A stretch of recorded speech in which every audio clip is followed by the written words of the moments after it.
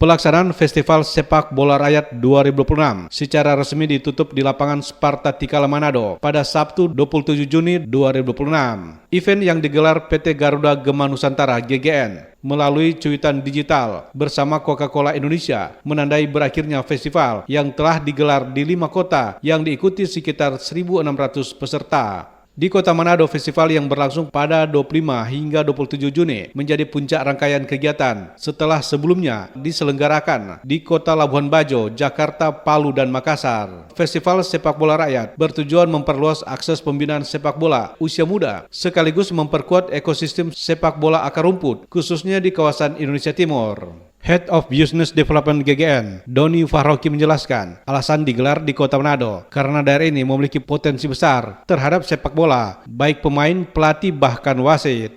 Kenapa kami memilih kota-kota ini? Sebenarnya hal yang tidak susah, karena kita melihat banyak festivity di kota-kota ini. Termasuk tadi Mbak Rita bilang banyak talenta-talenta besar.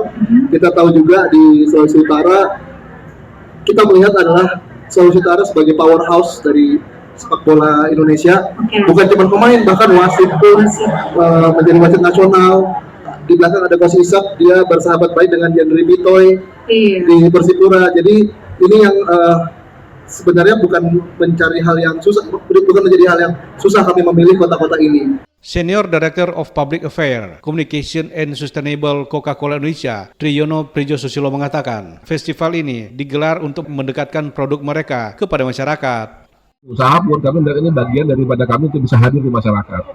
Dengan kami melakukan ini tentunya mudah-mudahan brand kami juga makin diterima tentunya, dan juga mungkin teman-teman juga bisa melihat apa portfolio produk kami seperti apa dan bisa merasakan. Itu adalah bagian kami juga memperkenalkan diri kami.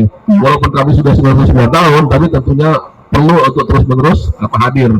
Kalau tak kenal maka tak sayang. Nah, mudah-mudahan memperkuat pengenalan dan juga memperkuat semakin sayang kita sebagai brand juga sebagai masyarakat. Jadi tentunya kami melihat ini penting, ini sesuatu yang harapan kami tentunya bisa kita teruskan, kita lihat perkembangannya sebagaimana, dan alhamdulillah ya kalau kita lihat animenya saat ini itu luar biasa, Pak. Pelatih sepak bola Indonesia, Fabio Oliveira, menilai festival semacam ini penting untuk memberikan pengalaman bertanding sekaligus pembinaan bagi pemain muda khususnya yang ada di Kota Manado.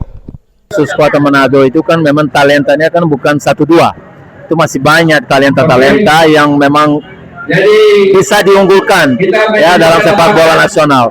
Tapi kan memang tadi seperti yang kita bilang kan ini sedang tidur.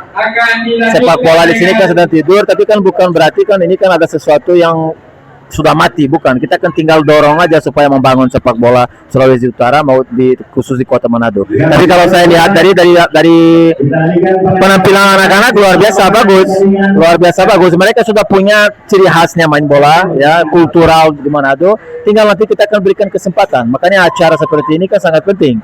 Acara-acara seperti ini supaya kan kita bukan hanya di Kota Manado, tapi kalau di seluruh Sulawesi Utara supaya mereka kan bisa mendapat wadah untuk keluarkan kemampuan terbaik mereka dan belajar juga dari pelatih-pelatih yang datang bagaimana caranya bermain bola dengan baik. Selama 3 hari pelaksanaan di Manado, Festival Sepak Bola Rakyat menghadirkan berbagai kegiatan, mulai dari coaching seminar bagi pelatih, coaching klinik, pertandingan antar peserta, hingga aktivitas komunitas seperti senam bersama dan basar UMKM lokal. Berikut pemenang sepak bola rakyat untuk wilayah Sulawesi Utara. Plate bracket peringkat pertama diraih Arga Bitung. Sementara main bracket peringkat pertama PPLD Maju Manado. Demikian Bobby Sambeka melaporkan.